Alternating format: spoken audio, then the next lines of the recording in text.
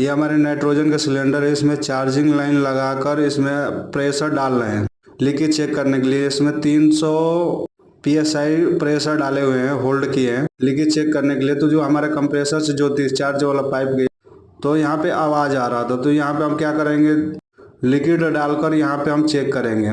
तो जैसे लिक्विड डाले तो यहाँ पे बुलबुला आने लगा, तो हमारा कंफर्म हो गया। तो हमारे यहीं पे हमारे मशीनों के हाइड्रोलिक टंक के ठंड करने के लिए लगाया जाता है चिल्लर, ताकि मशीनों हमारा मेंटेन चलता रहे। तो हमारे लीकेज जो कंफर्म हो गया कि यहीं पे है, तो यहाँ पर एक मार्क मारकर साफ करके यहाँ पे नाइट्रोजन फिर दोबारा डालकर होल्ड कर देंगे 24 घंटे के लिए।